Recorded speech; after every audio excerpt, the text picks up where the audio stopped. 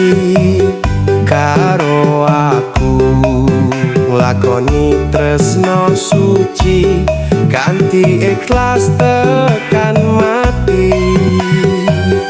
neng nyatane ngapusi citra ati iki netes elohku militer res neng pipi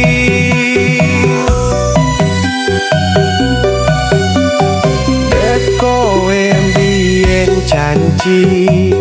karo aku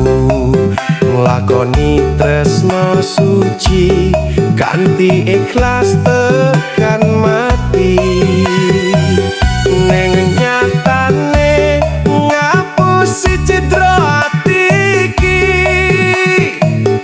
netes elohku militer res neng pipi pancen lorone kelingan marang masa lalu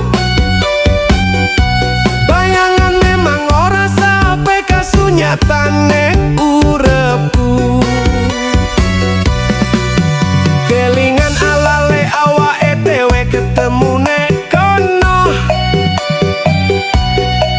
wong loro bareng geguyonan sumpah janji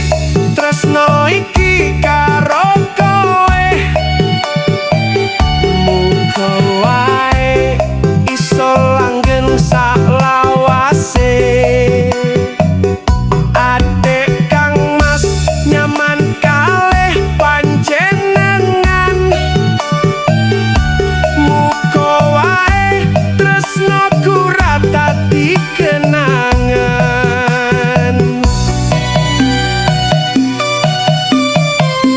kowe mbiyen janji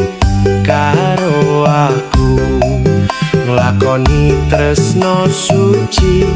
kanthi ikhlas tekan mati neng nyatane ngapusi citra ati iki netes elohku militer res neng pipi apa iki bukti katresnanmu marang aku kowe ninggal lunga tanpa sebab malah ora nesu rada suwe wis sesasi ora ngabari aku bingung kudu goleki kowe ning endi ya wis lah mungkin iki pancen dalane ati iki mung iso ngempet lorone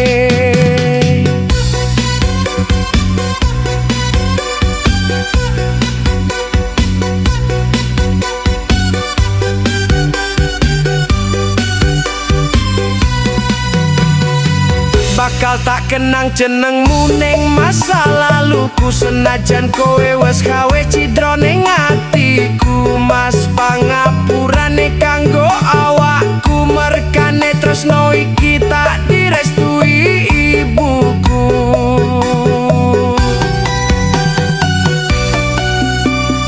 aku mblenjani janji cinta kita ini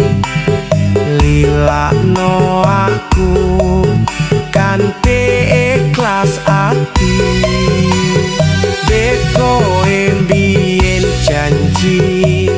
karo aku